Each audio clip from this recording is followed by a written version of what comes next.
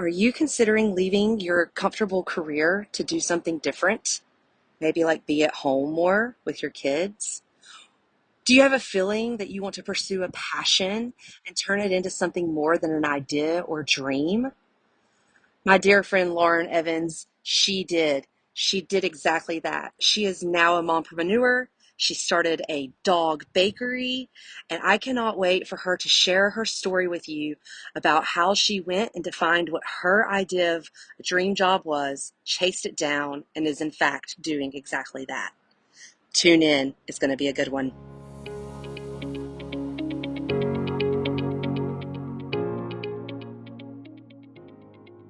You're listening to the We Need to Talk podcast, and we are your hosts, Salem Shannon and Megan Beaver. Two millennial moms, ambitious professionals, an interior designer, and a business executive. Join us for conversations that unravel all the things that not only hold us together, but sometimes fall apart. If you're looking to laugh, cry, and be inspired, all while keeping it real, you're in the right place. Grab your drink. We need to talk. Lauren, it's been a really long time. I am so excited to have you on our podcast today. I don't know about you. yay! I think we should probably start off by saying Lauren Evans is a longtime friend of mine, Megan's, and Salem actually knows Lauren as well. And we'll kind of get into how that all happened, coincidence over the past. But she's here today to give us the lowdown on what it's like being a mom who still does the hustle and grind, and has a really great story to share with us, but also really let us in on those moments in between that we don't always talk about or get to see on the Instagram or TikTok or wherever it might be, right? So I'm excited about it. Lauren, why don't you tell us exactly who you are, where you been, how do you know us, and what kind of business you own? So I am now living in a different area than where initially I met Megan, and have kind of started a new phase of my life where now I'm a mom and a business owner, mom of a 2-year-old, and I own a dog bakery. The dog bakery is focused on healthy, organic dog treats, something that felt very natural to me when I started the business because it was something I was already doing for my own dogs, and then kind of just took the leap and started the business through other things that kind of resulted in that, but did that. But I know Megan and Salem, Megan specifically through working at Planet Fitness, and worked at Planet Fitness for right at 10 years before I left. But Megan was my second manager at Planet Fitness. My second manager worked there for a little bit under a different manager, and then was transitioned over to work under her. And, you know, I don't know if I'm supposed to say this or not. She kicked my butt. She definitely was a change of pace from what I was used to from the previous manager I worked under.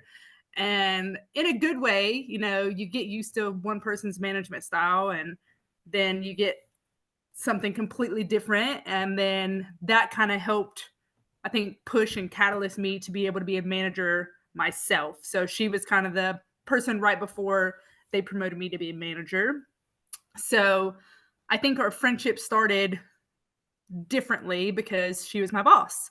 And then through that experience, we realized that we like each other as people, not just as coworkers. So that kind of led into a great friendship. And then through working at Planet Fitness, I met my husband through Planet Fitness as well. That's a whole nother podcast episode of how that worked. But met my husband through Planet Fitness, who also is one of Megan's good friends as well. So she was a big part of our like love story, I would like to say. And through being with her and her creative self, she kind of helped us get married, because that's what you do when you date someone for that long. And she kind of helped push us to get married. Well, not push us to get married, but push us to, I think, got the wedding to the finish line. we did get the wedding to the finish line. You know, when you're engaged for 2 years, you know, you kind of just get comfortable in that, and you're like, do we really need to do this? But you definitely like helped kind of cast the vision of, you know, we can do this. Let's do the wedding. You know, I didn't know what I was doing. I felt overwhelmed by the whole process. So I definitely was ready to like, you know, give up. But you kind of came in, we're like, nope, we're going to do this. We're going to plan this wedding. I'm going to help you. It's going to be fine. And yeah, you and Salem helped me plan my wedding. So that was, I think, the first time I really got to see the duo of the two of you together.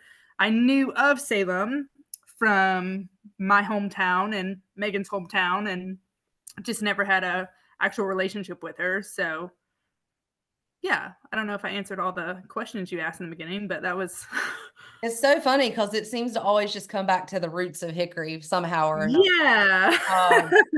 Lauren is also from Hickory, which is where our hometown is, and Salem's still Yes. there, and neither Lauren and I are there. Okay, Yeah. so I don't think I knew that. Yeah. What? I Yeah. swear, I really do not think I knew that. Yeah, I mean, and I don't really like to claim Hickory that much, but yeah, we born and raised in Hickory. Yep. I mean, my family still lives there, so I go back enough to visit, but you know, we went to different high schools and different school systems, so Right. you don't Yeah. really know everyone until you're either put in sports against each other or something like that. So Yeah. Well, I think you need a also a little bit of a proper intro because you didn't give this to yourself, but you're pretty amazing, Lauren. Like, first of all, you're a Chapel Hill graduate, so Tar Heel all the way. Go Hills. You literally worked your way through the Planet Fitness franchise that we both came from and grew through that. And you were leading an entire area. You were leading a club. I mean, and then you were like really brave enough to step out once you had your daughter and take on something completely new. And that's now called Bear Dogs Bakery. yeah. You know, I know that was a really like big transition. Plus you're in a area that you didn't always call home too. So it was just like a whole new thing for you. So yeah, like, can you tell us a little bit about the Bear Dogs Bakery? And I remember when you first got your dogs and you're like, I'm obsessed with these. They're my babies before children. Mhm. And you like this budding passion of like making their treats. Yes. Yeah, so what's crazy is I have actually been bit by 5 dogs in my life, which is like way more than probably like most of the world. I've been bit by 5 dogs in my life. So like when I kind of like one got the dogs, my parents were like, you're crazy. But as a kid, I was always like so obsessed with dogs, which is kind of what led me to get bit because I would just be like too much for them. And they would just be like, you're in my face, you know, you're in my area. And it always kind of led to like but I never was scared of them. Like, you know, I got bit, healed, moved on, went back to loving dogs again. So like I've always loved dogs. And so I went to Chapel Hill for exercise and sports science. So when I graduated, you know, when I looked up what jobs I could get without having to like really go back to school, number one job is work at a gym. So I'm like, okay, I'm going to go work at a gym. So I got, you know, hired on at Planet Fitness just as a part-time employee with the intent that I was going to go back to school because really with my degree, you kind of had to. And so when I was studying to get my GRE or to take the GRE to go back to school, I got offered to be a manager. And I remember I told them I didn't know. And they were just like, what? Like, we offer management jobs rare. And you pretty much just said no. And I said, I didn't say no. I said, I don't know. I need to like go home and pray about it. And like, literally, that's what I told them. I said, I need to go home and pray about it because I was in that weird phase of my life where I'm like, I saw my direction going this way. And then they kind of just gave me a recourse like, no, we want you to be here. So went home, prayed about it. And then I woke up the next day. I'll never forget. I woke up the next day and I was excited to go to work. And I didn't know if I would ever get that feeling in a job again, like the excitement to want to go to work. So to me, that was like God telling me, like, do this, take this. And I came into work and I was like, yep, I'll take the job. And that kind of like stopped me from wanting to go get my master's and go back to school, because I was like, I'm going to commit to this now. So yeah, I mean, and when I'm very much a person, when I commit to something, like I'm committed. Like, you got my whole life and soul. So they definitely got like the right person when they said, we want you to be a manager, and because I was just gonna give it the best I could give them. And I'd like to say I did good, because obviously, like, I was promoted, I got moved up and things like that. But I always never wanted people to feel like I wasn't like working hard enough for those opportunities, because when they came, I was just like, I'm going to continue to work hard. I'm going to continue to like be the hardest working person in the room, because I felt like I'd always been in those rooms where people were getting opportunities and I felt like they weren't necessarily earned. So I never wanted people to feel that way about me.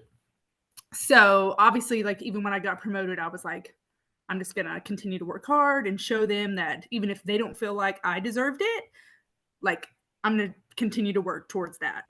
So yeah, I did that. And then I had my daughter. My goal was to go back to Planet Fitness. It always was. I loved that job. I really did. I did it for 10 years, but I feel like when I had my daughter, like, the chemistry in my brain changed. I don't really know if that's like the right way to say it, but where I thought I was going to be a worker, like 60 plus hours a week, like we were really kind of doing at Planet, that was going to be my forever. I just kind of like, I had her, and then I was like, that's my life. I don't want to do anything else that's not going to serve the betterment of her life. And at the time, that job was not going to serve the betterment of her life, because it was going to take me away from her. And so, like, when it came time for me to go back, and that, the time frame, the 6 weeks was up, I was like, I can't do it. Let me extend it to 8 weeks. Maybe I'll want to go back then. 8 weeks came, couldn't do it. 12 weeks came. They're like, you got to make a call here. You either go back to work or you don't go back.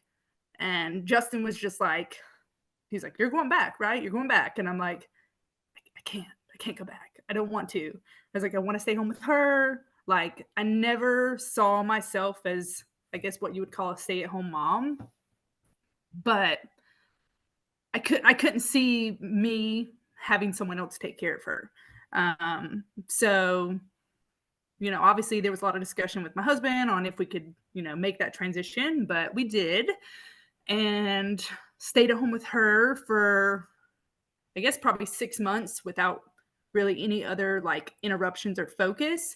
And then my husband kind of came back to me and was like, you might have to go back to work. Like, we might not be able to live the life we want with me just being the sole earner of the family.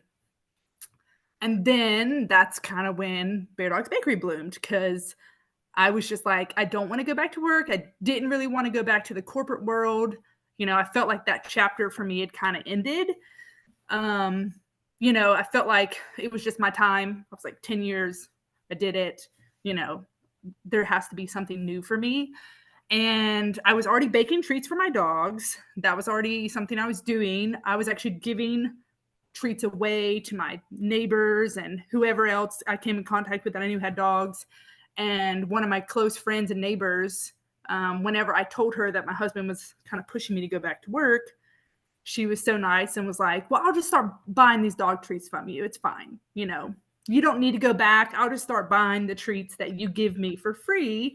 And that will help you. And I'm like, thank you so much, but your $10 is not going to save me from going back to work. So I got to figure out another plan. And then she kind of put it in my lap. She was like, well, you should just open a dog bakery, and then you should sell these to everyone and not just me, because I love them. My dog loves them. And I think other people should benefit from it.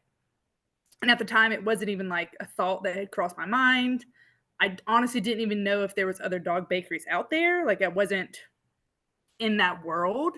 So when she kind of brought it to me, I thought about it for a while and did a lot of research to see if this was even something that other people would be interested in. And it's a whole world. Other people are as obsessed with their dogs as I am, and you kind of thought you were the only one that just loved your dog so much that they were your children. But no, there's a good portion of the world that thinks the same way I do. And yeah, that kind of just opened up my eyes to this is a possibility. This could be, you know, a job, I guess you would say, for me. But I didn't even see it as a job. It was just something that I was already doing, and I love doing it. And maybe I could do it and help my family out financially and not have to put my daughter in daycare. Mm-hmm. So that was kind of the big reason. But yeah, so I've been doing that. I guess I got started on that when she was about 6 months old with just really the idea of it. And then I realized there was a lot to it, more than just baking dog treats. Did not have all that part thought out. But I also knew my husband was one of those people that he needed to know that the whole idea was thought through before he was going to like accept that this was going to be my next career. So I like secretly was planning my dog bakery. I was doing all the work. I was coming up with the idea. I put all the money that I needed for it. Everything I needed. I tried to do it without him knowing. Is And this then when once you and I gotta interrupt you. Is this when you Yeah. and I were like going back and forth? Yes, he did not know any of this was happening. So, I was trying to get you involved because I knew your brain works like mine, and I was like, if anyone can help me, she can. So I remember I like seeing him. I was like, I think I'm going to open a dog bakery. What can you help me do? oh yeah. It's so funny, Salem. I don't know that I've ever told you this story because first of all, her husband is very much like an analytical, like fact-finding thinker, Yes. kind of like you. Like, I Yeah. gotta know all the numbers, I gotta have all the Yes. details, I gotta have the whole Yes. plan before I can Yes. say that this is actually gonna go through. And so, Yeah. like, he needs that laid out in front of him. But I didn't Yes. realize he didn't know that you were doing this. And me and Lauren and I were having these conversations back and forth. And I was like, you need to get your LLC and you need to start marketing and you need to do all these things. And Yes. okay, so I didn't realize he didn't know that you were like in the building process. Yeah, no, I decided to build it before I brought it to him because I knew he would be more willing to shut it down if I didn't have it all thought out. Like, he didn't want me to just be like, yeah, this is a good idea. I might do this. Like, if I'm saying I'm doing this, then I'm doing it. Here's pen and paper. Here's the plan. This is how much I need from you, or if I even need anything from you. And that was the other part of it is he has a full-time job that takes a lot from him. So this had to be something that was 100% me because he wouldn't be able to give the time and energy into my business plus into his own career. So that was kind of where I was involving you. I mean, obviously I was doing my own research. I know the internet is a great tool. It helps a lot. Thank God the world we live in now where you just have that at your fingertips to figure out. But yeah, the planning part took a couple months, I would like to say. And then I kind of came to him. I was like, this is what I'm going to do. I'm going to open a dog bakery and I don't need your help. I'm going to do it all on my own. And I'm not going to need to have a babysitter for Alina. I can do it. I can do Alina. I can be stay-at-home mom, but I can also own a dog bakery. And I just want to let you know, this is what I'm doing. And here's my idea. And if you would like to, you know, say it's great, that would be awesome. And he did. He kind of was like, huh, okay.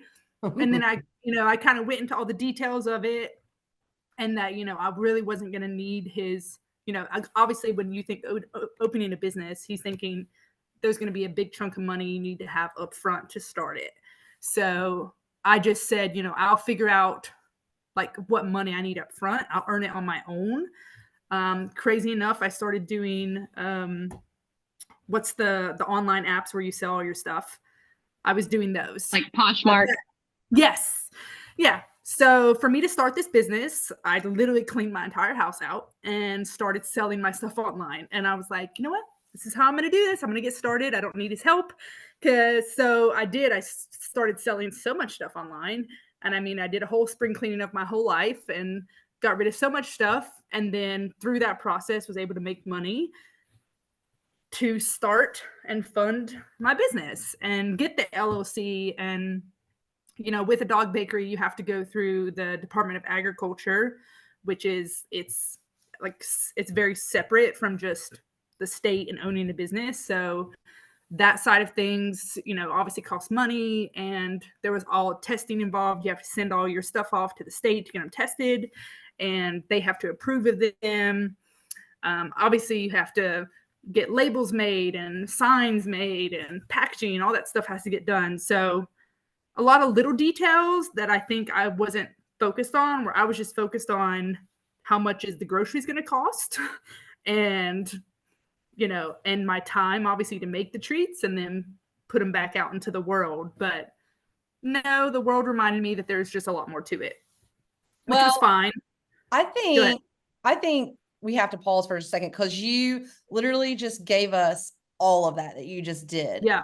And like, that's insane. Like, you went through all the hoops, you checked all the boxes. It is out there in the world right now. And I want to get to the result of that in just a second. But Salem, I know you've probably got some questions on your brain if we were to like go back to this whole, like, because Salem and I have conversations all the time. And Lauren, you have a very similar personality type to mine, except for the fact that I never did truly want to like stay home. I wanted to go back into the working world. So like, Salem, do you have some questions within that pocket of time of when Lauren like said, you know what, I want something different in my life? Or Well, I mean, I just think it's so amazing that like once you had your daughter, you knew, you were like, I can't go back to that life. And you put your foot down and made a change immediately. And I just think that is so awesome, because I mean, just in my personal experience, you know, my son, I've felt very similarly, but I'm not in a position to where, and maybe, you know, I don't know, we could talk about this for a while, but like, bottom line, I think it's so wonderful that you were able to be like, no, I'm going to figure this out. I just think that's so awesome. Yeah. I mean, I think that was the scariest part of it was, you know, when my mom was a stay-at-home mom, she did it with 4 children. And that to me is like, I can't even imagine. I have 1 child and it already feels like a lot. So 4 kids is just a whole nother level of parenting. But, you know, I know she did it. And again, it was a different time. The world was different. The cost of the world of living was different. And then, you know, being a stay-at-home mom these days, it kind of is frowned upon a little bit. You know, they kind of, you know, women need to be able to work. And, you know, that's kind of where we want that to change, where we want women to be viewed in that powerful leadership role, which I get. And I did it for 10 years and I loved it. Like, I loved it. Trust me, I still try to run my household like it's my gym. I'm like, you know, I feel that like need for like that leadership role. And I knew that like being a stay-at-home mom, I was like, I don't know if I'm going to get that fulfillment from this that I felt like I got from that job. So when I was with her, you know, I knew that the mother side of me was, it was exactly what I wanted. But then there was this other part of me that was just like, you know, you love leading a team. You love, you know, being in charge of something, you know, having ownership of something. I think at the end of the day, I just wanted ownership of something. And, you know, when you worked at Planet Fitness, they gave you ownership of your gym. It was yours. They didn't, you know, they said, it's yours. You put your name on it. And, you know, it was essentially my baby. You know, I raised it. I took care of it. And then, you know, having a child, and I'm like, I don't know if I'm going to have that fulfillment to be her leader. You know, I was her mom, but I wasn't, you know, leading her. So I kind of felt like I was missing parts of that, but the other 90% of me was kind of like talking to that other side. I'm like, no, it's fine. Like, you don't have to do that, you know. And we're all in different phases of our life, where I felt like this is the phase of my life where I was going to kind of put that aside and just focus on being a mom. Because, you know, everyone says you don't get those years back, and I hear it all the time. And, you know, I kind of felt that too. I was like, you know, I might not get these years back. And I don't want to miss it, but I know that I could step into being a leader or a manager at any point in my life. But right now, this is what I want to do. And I'm so grateful my husband, you know, let me do that. And I've kind of been able to make that transition. But I'm also grateful that I was able to come up with my dog business, because it has kind of given me that outlet that I felt like I was yearning for initially. Right. Because I don't have any employees. I'm not leading a team, but I own something. It's mine. I put my passion and my, you know, time and effort and energy into it. And, you know, I built it from the ground up, I'd like to say. So it's my baby as well. You know, it's just another side of me that I get to be the business owner when I go and do my shows and different things like that. And then I get to come home and be the mom and try to balance those two things. Right. So like, why don't you talk a little bit about that, like how your operations work? Because I know that just in my own like brainstorming process of, okay, how could I make this work? How could I work? Yeah. But be a stay-at-home mom? Because those two things really don't go together, right? Yes. Like you, as much as people would like to think that, or as you know, whether that's our society or whatever it is, like being a stay-at-home mom is a job, and it takes work, and it is, you don't get any breaks, like maybe nap time, but then, you know, you're trying to clean your house or do whatever, and it's not necessarily a break. So that in and of itself is a job, and it's very hard work. And so how do you make the bakery happen? Like, so when do you do that? When do you do that work? You mentioned nap time.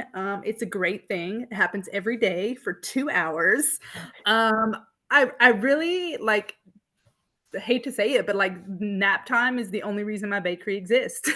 It is like the only time I get to do it. You know, obviously, like I agree, the 2 hour time frame for most stay-at-home moms would be to like pick up your house, really just to like sit and not have someone like pulling you or needing you for a second, because that does get, you know, taxing after a while. But really, I know when her nap time's approaching. I try to like pick up as best I can, because I'm also one of those people that I can't work in an untidy environment. Like my brain won't allow it. It has to be clean and organized. So like if I were to start baking and the sink's already full of dishes, like I couldn't do it. So I really approach nap time and like I try to get as much as I can clean. So by the time it's time for her to take her nap, which is literally 2 hours every day, I do the much tidying as I can, put her up for her nap, and then pretty much run downstairs and then start baking. Because obviously a huge part of my business is the baking aspect. I try to run my social media, answer emails kind of just throughout the day on my phone. That part is not so much something I have to sit down and do. Right. But the baking, you have to be in your kitchen and doing all that. So yeah, every day for 2 hours I bake, and every day I do it. She doesn't miss her nap, because if she misses her nap, I miss a day of working on my business. And then I really try not to do it at night, because that would really be the only other alternative. Because if I do it at night, then that kind of takes away from my family time with my husband when he comes home, as well as just one-on-one time with him and I, because, you know, that's hard when you have a child now. So yeah, I do it for 2 hours every day. When she decides to stop napping, that's a hurdle I'm going to have to figure out. Yeah. So right now with her napping, it's allowed me to do that. How I have figured out the only way that works for me to actually sell my product and put my business out in the public is through pop-up markets. There's a lot of them in our area. A lot of them are really focused on just small businesses. I do a good portion of the small business markets where there's, 40, 50 people there, 40 to 50 other businesses there. But I even do just solo pop-ups. A lot of places will just ask me to come by myself to do an event, and they kind of let me pick the time in the day, which is good because I have to know that I can adjust it around my life. And with Justin knowing his work schedule, I just kind of say, this is when he's going to be home. This is when we can kind of transition. He becomes, primary parent. I leave and go do my job, and then he kind of takes over at home. So that's essentially how I can do the in-person side of things. And a lot of my shows are on the weekends and in the evenings. I try to do about 2 to 3 a week. To me, that's about how many I have to do to supplement the income that I need to be able to bring in. I don't have a website, primarily because I don't know at this phase of my life if I'll be able to fulfill online orders as well as all the in-person stuff I'm doing. Yeah, Right. because if I'm handling a website, that's probably going to be at whatever time they place the order online. And again, my business revolves around a 2-hour nap time. So I can't be fulfilling orders at any time of the day. And the good thing about my pop-up markets is I get to dictate what inventory I bring. So if for whatever reason, one day I don't get to bake, whether it's because I chose to clean the house that day or whether like something else occupied my time, obviously I know that means I'm going to probably have less product.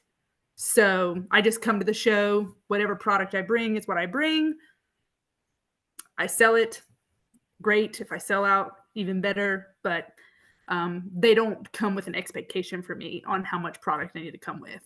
So, yep, I just do pop-up markets, and I don't really ship at all because then I have to have all the packaging and all that stuff on hand, which you have to cater that into the cost as well. And I have not jumped down that hoop yet. Well, I want to ask a quick question because that's a good, you brought it to that point. As a businesswoman, obviously, and then also talking from a stay-at-home mom perspective, what do you know what your profit margin is right now? Like, yeah, I do know what my profit margin is, but I don't pay myself hourly wages. right. And I know that that's like when I first started the business. I mean, I kind of went to business school. I found a lot of different YouTube channels and stuff to kind of teach you on how to run a small business. And I watched a lot of those. And one of the first things I tell you is don't forget to pay yourself. And so I remember seeing that come up 100 times over. And I was just like, okay, but how much am I worth? Like, are we talking like $10 an hour? Are we talking like current wages? Like what am I looking at? And, really outside of baking, what I do throughout the day, whether it's emails and stuff, it's not really like something that I can really say, well, for 10 minutes, I responded to emails or, whatever else. So I kind of just took that out of it. So I do know what my profits are when it comes to just cost of product and then how much I sell it for. Okay. Yes, but And you're happy with that.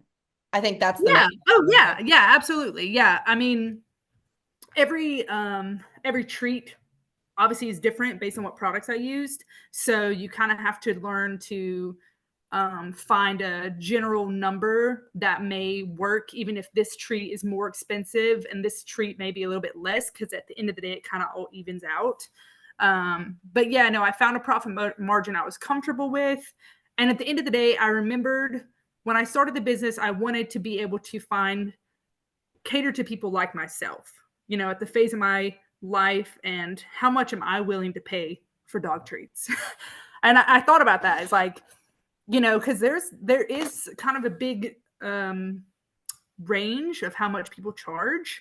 And obviously the more homemade style stuff costs more because it's not made in a factory and there's not that side of things where you can kind of like cut out that, where it's just, I do everything by myself.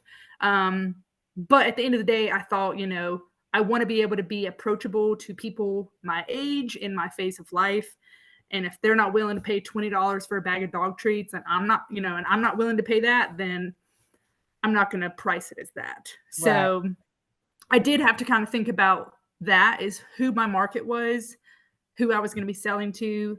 And, even if I could charge more because other people may charge more, I felt like I would maybe lose some business because of that. That If makes that makes sense. sense. That makes sense. Okay. Okay, so not that this is about your husband, but this, I mean, this type of, this type of venture, I mean, it's kind of a family affair, Yeah. to a certain degree. I mean, not that him and your daughter are coming with you to all of these pop-up events, but I mean, it does take you guys as a team to make this happen, just like any other job. I mean, or any other profession. So, you mentioned that you guys met at Planet Fitness. Does he still work at Planet, or what does he do? Yes, he still works at Planet. He's a regional there. He's been there, I guess, 12 years now. So he'd been there a little bit longer, maybe 13 years. I can't remember when he started, but he was there, I think, about a year before I started, and I've been out of it for 2 years. So yeah, I think he's been there about 13 years. But yeah, he is a regional manager, so he oversees 6 or 7 Planet Fitnesses. He's got a lot. Okay. Okay. So Yeah. is that like a normal like 9 to 5 job, or is that what are his hours normally? Yeah, he has like a descending schedule where his first 2 days of the week are longer, and then it kind of gets better as the week progresses.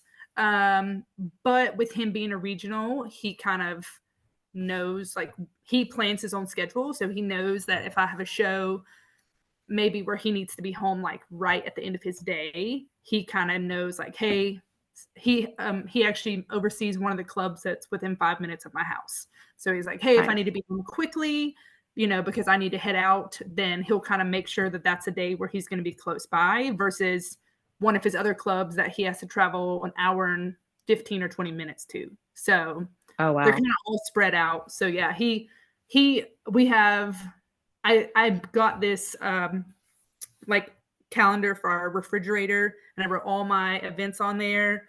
So it's like right there. He can see it. He knows my plan for the week. I had to get organized like that because with his job, my job, our daughter, there was too many revolving parts. And now we have like a weekly schedule that's on the refrigerator, and then a monthly schedule as well. So yeah. Right. Which I feel like, I mean, with everything we have going on, like that's almost necessary no matter what you're doing. Yes. Yeah. I mean, I like started writing our dinner on there, like what I was planning to have for dinner that day. And then he would come home and I had something else prepared. And he was like, I thought we were having chicken and broccoli for dinner. And I was like, do you look at that? Like, I thought it was Were you really like, kind of, that's for me, not you? yeah, I really did. I was kind of like, I kind of just wrote that for myself. Like, we're not really going by that. So don't really look at that anymore. And he was like, well, you wrote it. So I thought that's what we were having for dinner. And I was like, oh, okay. I guess that matters to you. So I need to make sure I'm careful of what I put up on there. He doesn't remember the old adage, like the only thing subject to not change is that everything changes. Yeah. Oh, yeah. So sometimes I'm just like, I don't really want to make that now. So, and it really depends on like how much time I have too. I'm like, crap, it's 30 minutes before he's going to be home. And my plan is always to have something made like when he gets home. So if whatever I had on the board is going to take longer, we just do a quick switch. We're going to do something different. So I think that's great. That's hilarious. yes. Okay, so shows are normally, like you said, in the evenings or on the weekends. Yep. And are those where exactly are your shows? Like, is there somewhere that you go to often, or is it always somewhere different? Yeah, I mean, it's always somewhere different. There's probably 2 places I go to every month, and I've just kind of built a relationship with the owners of those places, and kind of, they've obviously, like, I've brought a crowd to them.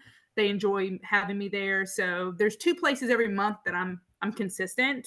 Everywhere else is kind of revolving. A lot of it depends on the time of year. January and February is tough to do anything in person. People don't really come out to events as much. So I've been in this now for a year and I would say a year and a half total. Okay. And this is the first time that I've done like the January, February a second time. I guess this is my second January, February. And last January, February, I kind of came out of Christmas thinking, those are my numbers. That's how much money I'm going to make, not thinking that, oh, wait, now we're not at Christmas anymore. People were more willing to spend money around the holidays. And now we're in that almost that freeze period where everyone's like, no, I'm done spending money for a while. So last January and February was really like a culture shock for me, where I was really unsure if I was going to be able to make it financially because I didn't have anything planned. Everywhere I reached out, no events were even existing. So having gone through that last year, this year, I prepared a lot better. And I knew that whatever I was doing in the holiday months, I needed to have a lot of that money set aside and prepared, because I may not be making as much in the January, February, but also finding other alternatives to make money. Right. In January and February, I really focused on my cakes and my cupcakes versus my in-person events. So January and February was definitely, obviously birthdays happen year round. So instead of focusing on, where I can go in person and sell to, I just kind of focused on, hey, I can do birthdays. When's your dog's birthday coming up? And just focused on really selling my cupcakes and cakes during that time of year. And that was kind of my adjustment, which then really leads straight into spring, which is when everything starts to pick up again. So now we're kind of in that phase where there's shows, going on all the time. I'm out and about, multiple times a week. The weather's nice again. So obviously birthdays are still existing, but I kind of changed my social media platform to not be so focused on birthdays as it was in those first 2 months of the year. Right. So talking about social, how often do you post online every week? I try to post daily. I don't necessarily make a post daily. I do more stories. I actually had 2 different social media managers that I just met through, owning the bakery and just meeting them. And when they told me that was their job, the first thing I said, well, will you look at my social media and tell me what I'm doing right or wrong? Because I don't know what I'm doing. you know how to run your own personal account, but there's no feedback involved in that. I'm just posting stuff that I want to post, but you're not following an algorithm. You're not doing anything that's really trying to catch new followers, because it's your personal account. The people you follow is people you follow. So when I started the social media, I didn't necessarily in the beginning transition that mindset. I was kind of just running it like it was my personal account. And then I realized very quickly that wasn't going to work. So I'm not so much focused on the algorithms, which is a really big part of running social media, as much as I'm focused on just the content I'm putting out there. 2 different social media people actually kind of gave me the same feedback. They said, we love what you're posting. It's a mix between, your dogs, your family, and your bakery, which a lot of times people miss the personal side of it because everything's so focused on the product. They said, but they both, again, kind of weirdly enough, gave me the same feedback. I said, but we would like to see more about your product and how it's made, the behind the scenes stuff, because they said a lot of people gravitate to watching that and wanting to be able to kind of see into your life and the products and how they're made. People can take more appreciation for them if they know kind of the love and the effort that's put behind them. So they just kind of said, post more about your actual product, what you're making, so people can kind of see that, versus so much about really my personal dogs, because I post about them all the time, and then my family life and my events. And they all really appreciated that I was posting my events every month, because I don't have a website. At the beginning of the month, I post a live calendar that everyone can view to see where I'm going to be for the month. I've gotten a lot of good feedback on that, because a lot of what I do are events that are just events that you can attend in the area. And a lot of people don't know that those events are going on. And some of them are big events where there's, again, 40 and 50 other vendors there, and they wouldn't really have known about the events existing had I not posted it on my page, just because obviously it may not be showing up in their own feed. So that was kind of something that I was getting some feedback from. And then really from both of those people kind of giving me the feedback about the behind the scenes stuff, I started to add more of that to my page and try to get some viewers from that. But most of the people that follow me are people that I've just met at a show. And I tell them that if they want to find me or come get my dog treats a second time, to follow me online. So I guess I've been doing it a year and a half, and I have close to 700 followers, which I'm not really sure if that's a lot, but for me, it's a lot. Okay, so first of all, I wanted to kind of like recap your whole circle for a minute, because like, you know, obviously I work for a marketing company now, Yeah. and you can't beat the algorithm. Like there's Yeah. just, there's no beating it, but what you can do by being top of mind and putting your stuff out there constantly, like you are, Yeah. having a balanced formula, you're going to reach the right audience. But you're also very much a localized business, meaning like Yeah. you need local followers more than anything, which is great. So you're tracking on the right track for that. But I Yeah. think the biggest thing is you, like you said, you're out there, you're posting about what's behind the scenes, a little bit of personal, you're putting out there where you're going to be, which is exactly Yeah. what you should be doing, because that's going to pump more people towards where you're going to be next, right? Yes. So, well, while you have a chance, where can people find you online? What, like, Yeah. where do you show up the most, Lauren? Yes. Yeah. So, well, what's crazy is last week I was somewhere, and then like a person that I didn't recognize showed up, and they were like, "We heard you were going to be here today, so we're here to see you." And like that's still kind of like it. Like it's still, I'm just like, "You're here to see me? Like what, me?" You know, like yeah, I've been doing it for a year and a half, but it's still kind of like it just gives me a, you know, the almost the butterflies in your stomach feeling. Like wow, you know, I mean something, or I'm, you know, they took the time to look me up and come visit me, you know, where, you know, I think I'm kind of the, you know, the low end bottom of the totem pole business, but you know, to them, you know, they're seeking me out and coming to my events, and I'm still not in that. I haven't been doing it long enough for me to feel like that's normal. So I'm very flattered every time that happens, where I'm like, "Ah, thank you so much. What would It you like for fills your free?" love Because you made me feel tank. so, what? It fills your love tank.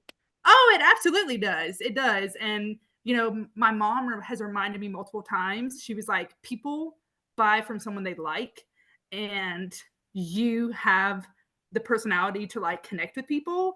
And so, yeah, there could be other dog bakeries in the area. There could be other people doing similar things to you. But remember, they are not you. And they do not have the personality, the heart, the passion that you do. You know, you put everything you do into your product, and people can see that when they come and talk to you about it, and they come to your shows. So don't ever doubt that that's not a huge selling point for you. And that really has stuck with me, because every time I meet someone, I just want them to know that I care about what I'm doing and what I'm putting into it. Because at the end of the day, you know, a lot of these people treat their pets like their family. And, you know, you think about what you're feeding your kids, you think about what you're feeding your dogs, all those things kind of come together. So I want them to know that it's coming from someone who also has that same care for their own pets, and then extend that care to you and your pets as well. But that didn't answer your question. So yes, this week I will be, well, this week I'm going to be in Greensboro at an event. I do partner with a lot of rescues. Okay. That is, you know, close to my heart, because I rescued both of my dogs.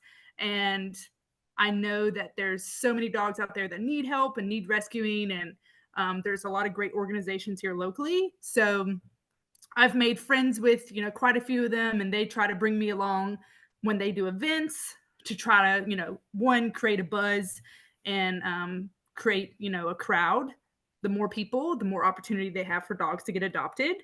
Yeah. And I always try to, if they bring a dog to the event, a lot of them will bring dogs out for people to view. I always try to give, I do these little edible puppuccino cups. I always try to give them away to all the adoptable dogs, as a way for the rescue to videotape them eating it, because it's kind of a fun experience for them to eat, and then post that video or picture on their social media page. Because I'm sure we've all seen the animal shelters intake photos where the dog's just kind of like in motion. It's not really a good photo. You don't really get their personality when you see those intake photos. So this was a way for me to kind of like help them get people excited about adopting their dogs. So I do that. And on Tuesday, I'm partnering with a rescue called the Loving Pet Project. They also help with the spay and neuter clinics in the area, try to make that more affordable for the lower income people in the community. And we're doing an event at Odin Brewing in Greensboro. And then on Saturday, I'm going to be at the Women's Crafty Market. It's for all women-owned small businesses. And it's going to be like over 50 vendors. It's going to be a bigger market for sure. And that is in Winston at the Winston Junction, which is directly across the street from Wise Man Brewing, which is a big brewery in Winston. Nice. So if people want to find you not just where you're at this week, but also beyond, what social media platforms do you show up on the most, and what are your handles? I would say definitely Instagram's probably my number one, but Facebook, I keep the same information on both of those. So pretty much at Bear Dogs Bakery would be any kind of social media platform. There is an S. It is Bear Dogs. 2 dogs. I own 2. So that's always important, because if you look up Bear Dog, it is another bakery, but I have 2. So it's Bear Dogs Bakery. I also have a TikTok. That's kind of just videos. It's not necessarily related to my events or any of my upcoming markets. Instagram and Facebook is definitely going to be focused on where you can find me, how to purchase treats, what treats I offer, all that stuff would be on there. Amazing. I have to ask another question. Like, if there's other women listening that are kind of like, okay, I've been considering, Lauren has now made me want to just like hit start on this whole adventure. Like, what would you tell them? What would you tell them about potentially they might be considering leaving their full-time job, or they might be a stay-at-home mom, but they really have been tinkering with this idea of starting something new on the side or during nap time? What kind of encouragement would you give another mom? Yeah, I mean, I think at the end of the day, as a mom, we have to remember that we are individuals. We are people. We have needs that need to be met outside of your need to fulfill your family, which is obviously where we kind of always focus our primary. Is I am focused on, keeping my family going, being the parent, we always say we're the primary parent. A lot of times, that kind of falls in the mom, where we are the primary parent. We kind of run the show, which is all great, but if at the end of the day you don't feel like you're being fulfilled, there's still something missing, look into that, figure out what that is. I remembered something that I enjoyed from my last careers. Every day I woke up, I felt like I was going to make a change in someone's life that day. And that was something that drove my passion and my need for my career. So I still had that need. When I left that job, I wanted to be able to wake up and know I made a difference in someone's life today. I did something to better the world today. Like, that was always been my driving force. So I knew that when I was a mom and then I wanted to kind of go into that next phase, I needed to make sure that was fulfilled as well. So I think primary is fine. What is your motivation? If your motivation is you just want more money, it's a financial motivation. Is it a creative outlet? Is that where your motivation is? Is it, you have a need to do something good for the world? And like for me, you just want to find something that kind of falls into that niche. Whatever it is, pursue it, figure it out. And then once you know what it is, follow it. See if it works into your lifestyle. I know what I'm doing may not work for everyone. And at the end of the day, it may not work for me forever either. Right now, this works for my life. And, I'm constantly being asked, why don't I get a website? Why don't I do these things? And I just remind people, I said, this is what works for my life right now. And I can't do more than what I'm doing right now, but one day I might be able to do all those things. So just think about your life, think about what works for you, and then think about what matters to you. Because at the end of the day, I wanted to do something that was doing better for the world or doing better for some person. And I know that me offering healthy treats to people and being able to give them something that I'm proud of and I know is going to be good for their dogs is doing that. And I'm doing better for the world because of what I'm offering. So as long as you can make sure that you feel fulfilled and that it's, again, kind of working with what your lifestyle is. But just know if it doesn't fit for right now, that doesn't mean it's something you can't look at in a week or in a month or in a year. Like, don't let your dreams fall short just because it doesn't work today. I mean, it's always something that you can have. You can look at it. You can think about it, have it written on your dream board, whatever you want to do to know that, like, hey, today, this isn't, I can't do this now because it doesn't work. I don't have the money or the time, or it doesn't work for my family. But don't let your dreams die just because today doesn't work. Everyone's lives change and evolve. And you have to know that, like, as they do, opportunities can come and then opportunities can close because of that as well. I don't know how long I'm going to be able to do what I'm doing. I don't know if it's going to get better in a year or two, or if it's going to dwindle away because I can't handle it. I don't know what my future holds. I just know for right now, I'm going to focus on it as much as I can, give it everything I can for what I can offer to make sure I'm balancing my family, being a mom, and then also being a business owner. Wow. I love that. I just want to say I'm super proud of you. Thank you. Thank you. That means a lot coming from you.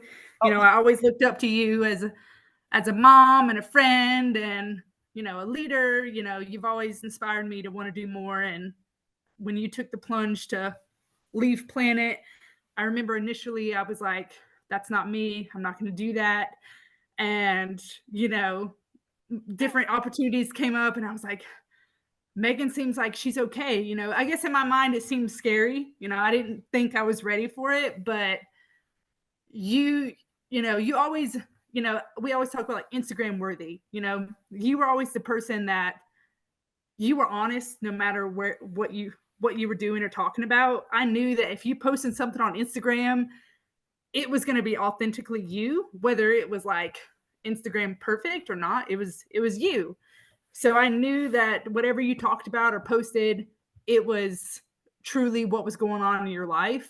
And you were open and honest about things that you went through. And I mean, you kind of encouraged me to know that, like, hey, it's okay. You can, the grass isn't always greener on the other side. It's not always the case. You can do something else. You can try something else. We only know one thing for so long. You think you're not going to be good at other things, but you can figure it out. You can figure it out. So yeah, you definitely encouraged me to know that that's going to be okay. And, you thrived in your different jobs that you took after that. So, and then talk about balance and being a motherhood and being a mother and a job. You are at the top of the totem pole for me when it comes to that. I aspire to be as good as you one day. So, well, thanks. And Salem, if I was around you more, I know that I would feel the same about you. But, I guess being in Megan's world and seeing how she raises her kids and runs her family, I was definitely more in touch with how you do it. So. No, and you're 100% right. Megan is the top of the totem pole. Yes. I mean, yes, there's absolutely no question. I'm going to need to go cry now. So bring this to a close because I need to go like bawl my eyes out because y'all are amazing. I love both of y'all. And like when I say that, like Lauren, I'm super proud that you're a friend of mine. It's so funny because at the very beginning of this, we started talking about how like you were my boss and like somehow we just stayed friends. And I just have so many women, which is why Salem and I are still best friends, but also why we started this podcast too, is to have women on it like you that have stepped out and done something super brave, but also are sharing those moments that other women might just be a little bit hesitant or are thinking, but they are like, I'm alone in this situation and we're not. And there's just so many of y'all in my lives. And I'm just so thankful to be able to like do it with y'all, all three of y'all, like all of us together and more out there. So at Bear Dogs Bakery is where we can find you, right? Yes. I can't wait. I would love this episode's going to be out there in the world. Hopefully we can all share it. I want everybody to go find Lauren, and she may not be local to you, but maybe even just hit her up and support her in another way, or see if she can ship you some treats. My dog loved the treats when she first launched. She sent me some. It was fantastic. And probably need to figure out how to continue that. But Salem, you got any final closing words? No, this has been fantastic. And I know that Megan said that she was proud of you, and I know that we're not friends in that way, but I think it's so amazing what you're doing. And I think it's wonderful. Yeah. You're Thank amazing. you. Thank you both. It means a lot when it comes from people that you look up to, and you know that they're at a place where you want to be. So to have it come from both of you means a lot. Thank you. Yeah. Well, audience, until next time. Until next time. We hope today's episode gave you some inspiration and something new to try. Until next time, friends, you've got this.